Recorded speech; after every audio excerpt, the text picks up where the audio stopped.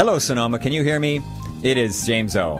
And it is Tuesday evening, little after 9. Time for Sonic Discovery, a very special show. We are live here in the studio, and by we, I mean me and special guests Mike and Steve Meloan. And they are really fun to talk to. But more importantly, they've got a product to push and an event to plug, and I want to very much express my approval for the product and my anticipation of the event, because in addition to having read their book, I've become a fan. So not only are you guys brothers, you actually are co-producers, co-writers of more than one piece of writing, but particularly the Meloan brothers have just produced, just published. I suppose the writing took, you can't just say just written because it took a matter of years, but the book is The Shroud. I have to say that it was a page turner, a book I couldn't put down. And when I was young, there were a lot of those because I had time. I picked up a book and I could, I read Trinity all in one weekend. Nowadays, I do not read books all the way through until I read this one. So, very well written, and we're actually going to hear it, folks. We're going to hear just some teasers, some excerpts from the book. And Steve, why don't you just kind of introduce the book? It's a complicated story, but it is a wonderful idea. Okay, well, in a nutshell, it's an adventure novel, and it explores the intersection between science and spirituality. And the story takes place in the near future, where a genetic research team from the NIH is asked by the Vatican to use the latest findings of the Human Genome Project, which everyone has heard about lately in the news, to shed new light on the authenticity of the Shroud of Turin. And the lead researcher in the story, Robert Strickland, is an agnostic with spiritual leanings, but as the inquiry moves ahead, it appears that it's indeed the burial cloth of the historical Jesus.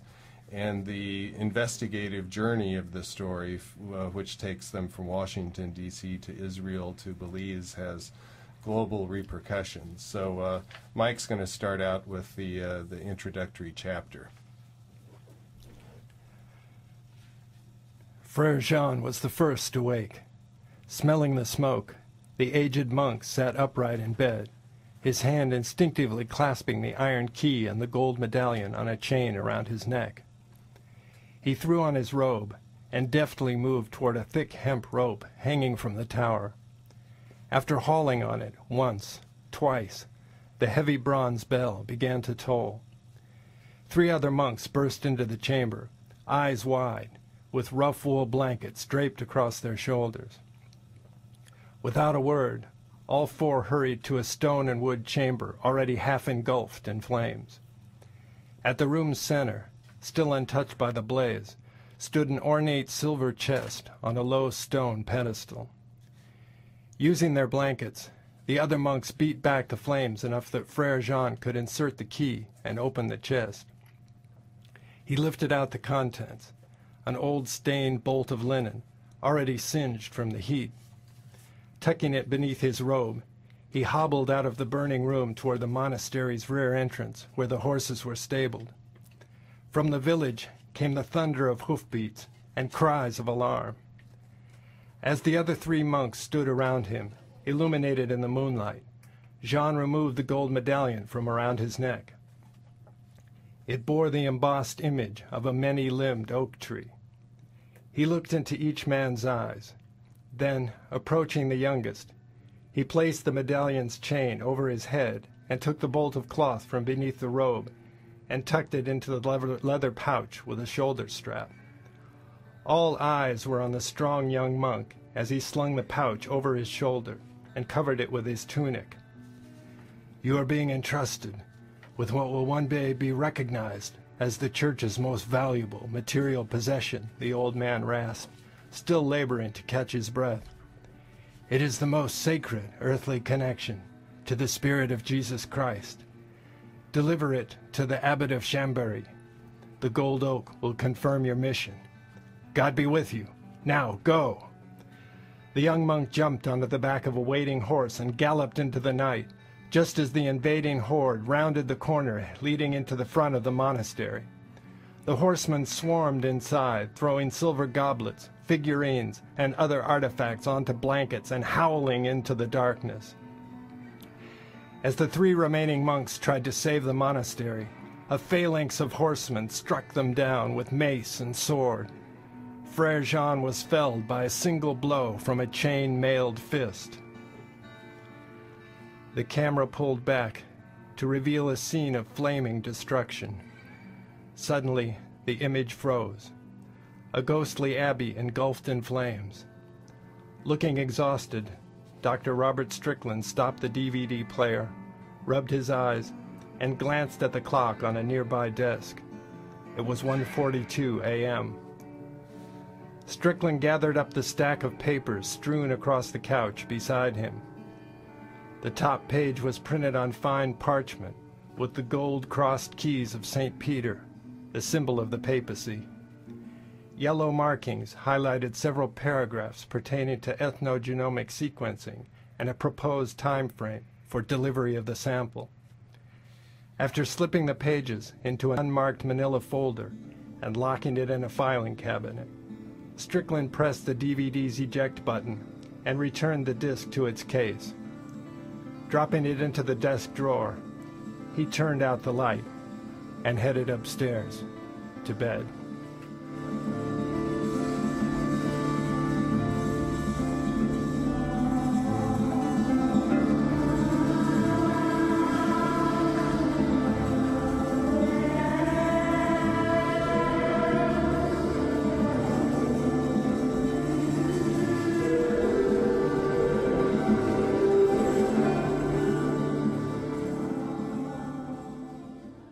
And you've just been listening to an excerpt from the novel The Shroud, written by Steve and Mike Meloan. That was an excerpt from the introduction, from the very beginning of the book. And that was Mike reading. And Steve, this is all in aid of... I mean, we're particularly on the mic tonight because we've got an event tomorrow that we want you all to come to. And it is a reading...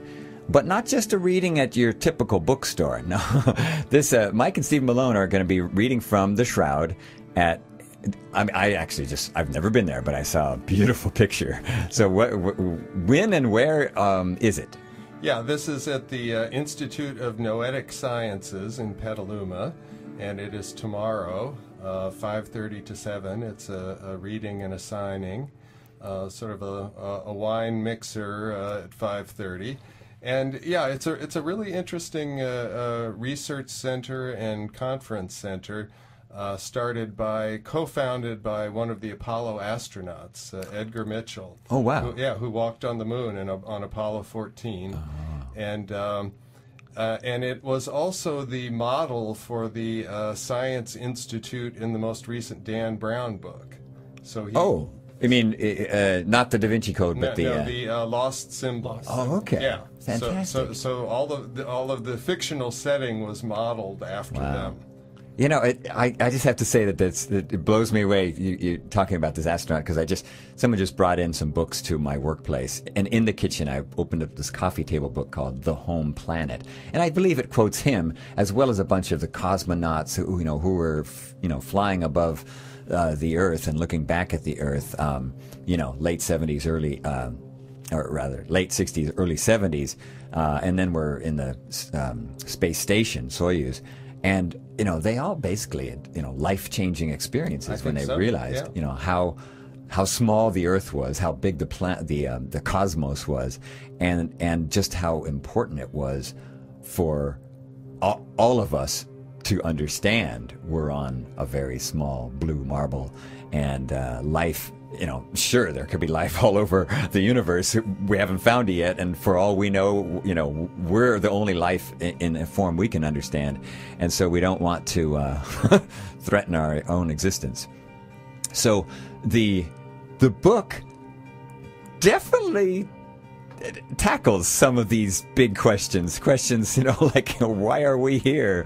And that's one of the things that I was entranced by, because not only do you feel like you're getting to know regular people doing maybe not regular stuff, but journalists and family people, but they really are beginning to struggle with where are we heading as a civilization? What does our past mean? What's the role of religion?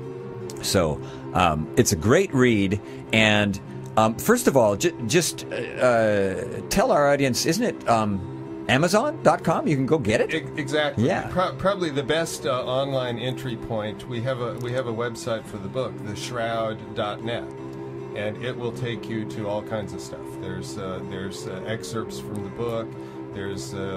We have a video trailer, sort of a movie trailer, and there's a link to Amazon where you can order the book. Yeah, you can click through right from theshroud.net to Amazon to where you can buy it. Very user-friendly. And I've got to say to my audience that not only is it well-written, it's got a great cover. And that cover will show you, is right on the website, too. It's an amazing sort of amalgamation of a natural scene, of a natural item, and sort of the networking of life. So check that out too, and then you can click right on down to have the book sent to your doorstep.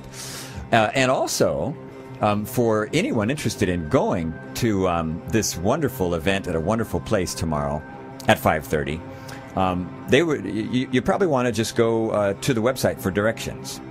So Steve. Yeah, the Institute of Noetic Sciences website is noetic.org, www.noetic.org. And basically, noetic refers to almost like metaphysics or something, or yeah, it's a term that implies other ways of knowing beyond sort of logical, scientific Western rationalism. The amalgamation. Yeah, the amalgamation of both Eastern and Western ways of quote knowing. Oh, I see. Yeah, so we're not being wisdom beyond narrow. Yeah. Yeah. So all wisdom opens up to other wisdom. Exactly. I like that. But at Noetic, they emphasize applying scientific rigor to exploration. Exactly. They're engaged in rigorous scientific studies there that are published in reputable journals and whatnot. And it's an interesting place. They're doing some really cutting edge things. Very important to know that